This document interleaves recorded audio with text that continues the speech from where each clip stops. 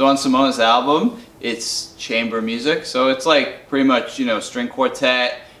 She sings on it. She plays this Lithuanian traditional instrument called the kankles. She has all these cool, you know, breathing, chatter, whispers, to just try to incorporate some modern techniques that are much different than just regular chamber string quartet music.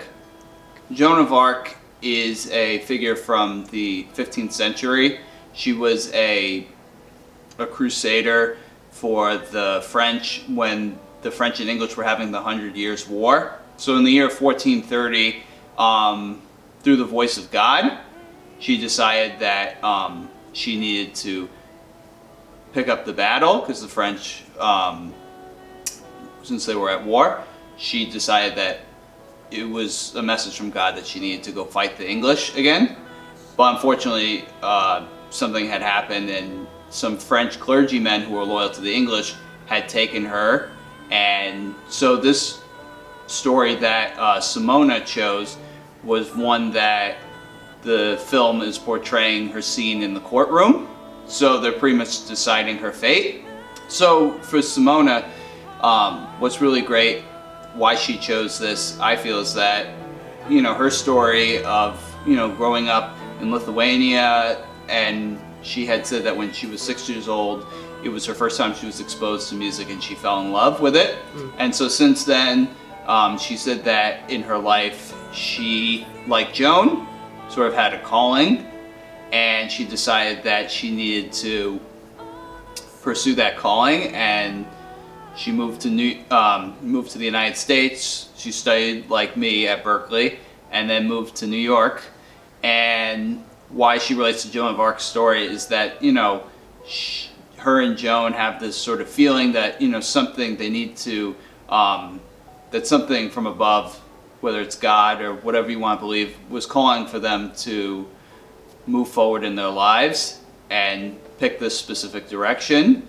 And so she chose it, and I think it's a great sort of, because Joan of Arc was a very powerful woman, and so in the story that she's standing up to all these guys in the courtroom, and, you know, I can understand being a woman in the music industry nowadays is a very tough, there's even more barriers than if you're a guy, and so I just, you know, her story and Joan's story just seemed to connect really well, and I think that's probably why she chose to do Joan of Arc and to score the entire film just with string quartet. So it was really exciting. You know, she's reimagining the entire film. She is using all these other techniques. Like I said, there's a song entitled Judges where there's laughter going on. There's all these sounds, like, you know, string sounds like fall-offs, and she uses those to the effect with the composition to sort of take you on this journey of her trial. So there's 11 tracks, and it starts off at the prologue.